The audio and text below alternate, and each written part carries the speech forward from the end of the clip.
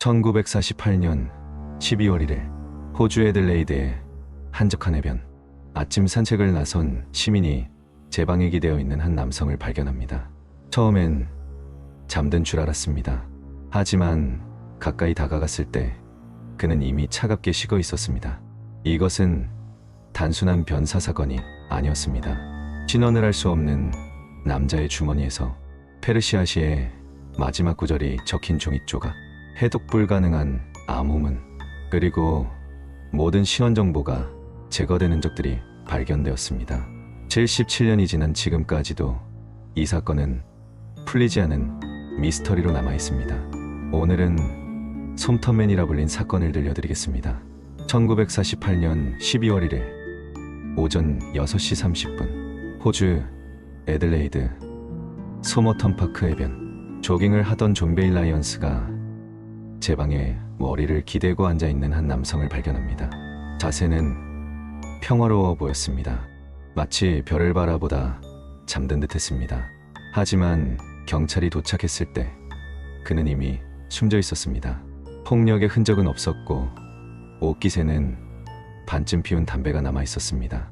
목격자의 증언에 따르면 그는 전날 저녁 7시 30분에도 같은 자세로 있었습니다.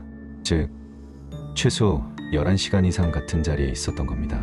이제 이 이야기의 어둠 속으로 들어가 보겠습니다. 경찰은 그의 소지품을 조사했습니다. 기차표, 버스표, 알루미늄 재질비, 껌, 담배, 성냥, 평범한 물건들이었습니다. 하지만 신분증은 없었습니다.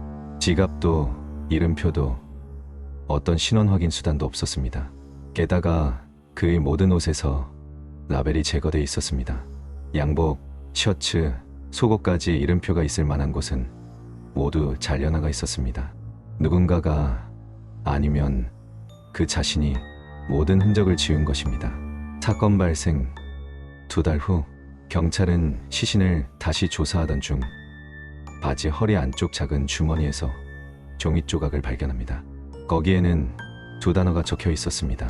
타맘슈드, 페르시아어로 끝났다 또는 완결. 이것은 12세기 시인 오마르 하이암의 작품 중 하나인 루바이아트의 마지막 구절, 삶의 덧없음과 죽음을 노래하는 책, 그리고 그 마지막 페이지가 솜터맨의 주머니에서 나온 겁니다. 유서였을까요?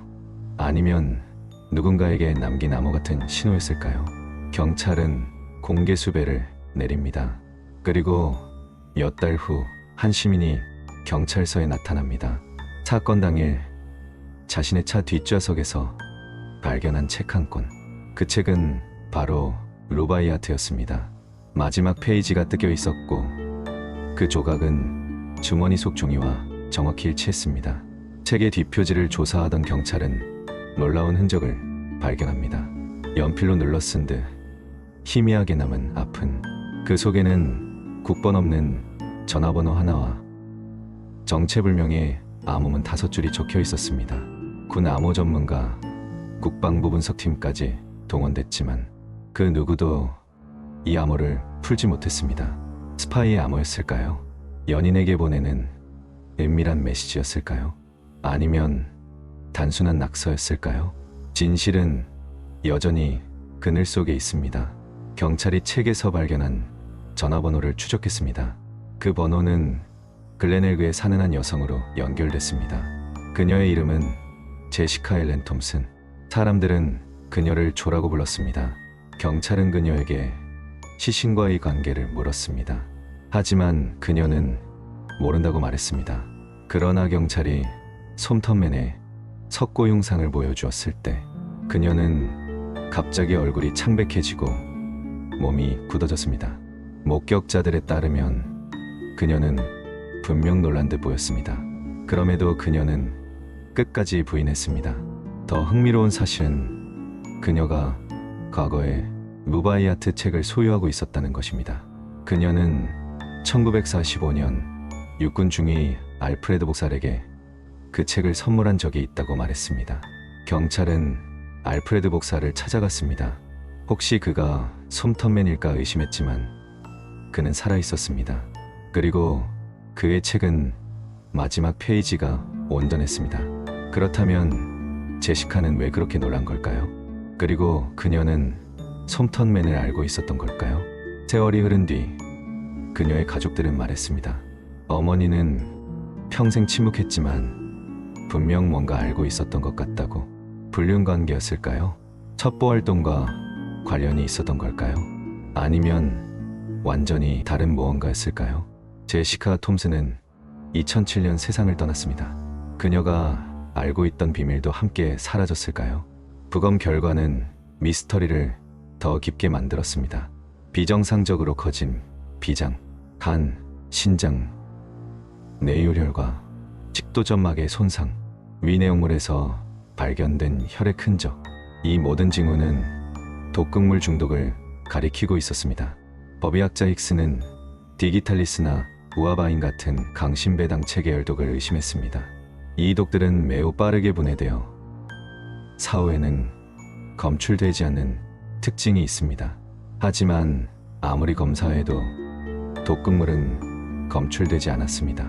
그렇다면 그는 독극물로 죽은 것처럼 보였지만 사실은 다른 이유였을까요? 냉전이 시작된 1948년 근처에는 우메라 로켓 시험장이 있었고 우라늄 광산도 있었습니다. 라벨이 제거된 후 해독되지 않은 암호문, 검출되지 않는 독, 이 모든 것은 스파이를 연상시켰습니다. 혹시 그는 소련의 첩보원이었을까요? 혹은 서방의 정보요원이었을까요? 직접적인 증거는 없었습니다. 만약 그가 정말 스파이였다면 정부가 진실을 숨겼던 걸까요? 다른 가능성도 제기됐습니다. 자살, 탐함 슈드, 끝났다는 메시지를 남기고 생을 마감한 것일까요? 혹은 암호문이 단순한 메모였을 수도 있습니다. 경마의 막건번호나 개인적인 기록 같은. 하지만 그렇다면 왜 자신의 모든 흔적을 지웠을까요? 왜 그런 방식으로 죽음을 맞이해야 했을까요? 질문은 계속되고 답은 여전히 없습니다. 2019년 남호주 법무장관은 역사적인 결정을 내렸습니다. 솜턴맨의 유해를 발굴하여 DNA 분석을 진행한다는 것이었습니다. 73년 만에 관이 땅 위로 올라왔습니다. 최신 기술로 DNA가 추출됐고 수천 명의 가계도가 만들어졌습니다. 2022년 7월 연구팀은 마침내 이름을 밝혔습니다. 그는 칼 찰스 웹. 1905년 빅토리아에서 태어난 전기 기술자였습니다. 그는 결혼했지만 불행한 삶을 살았습니다. 아내와 별거했고 결국 사라진 듯 흔적을 감췄습니다. 연구자들은 추측했습니다. 그가 아내를 찾아 애들레이드에 왔고 그곳에서 죽음을 맞이했다고. 그러나 여전히 풀리지 않은 질문들이 남았습니다. 왜 그는 모든 신원을 지웠을까? 왜 암호문을 남겼을까? 왜 독극물로 죽은 듯한 흔적이 있었을까? 신원은 밝혀졌지만 진실은 여전히 어둠 속에 있습니다. 1948년 12월 1일 한 남자가 해변에서 생을 마감했습니다. 그의 주머니에는 끝났다라는 메시지가 있었습니다. 하지만 그의 이야기는 끝나지 않았습니다. 77년이 지난 지금도 우리는 그가 남긴 암호를 풀려고 합니다. 여전히 마지막 순간에 무슨 일이 있었는지 알고 싶어 합니다.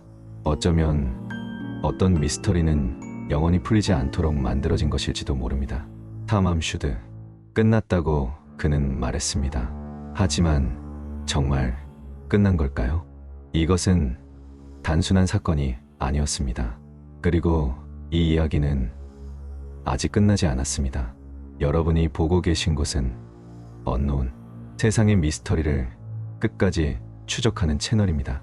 구독과 좋아요, 알림 설정을 하시면 당신의 밤은 더욱 미스터리해질 것입니다.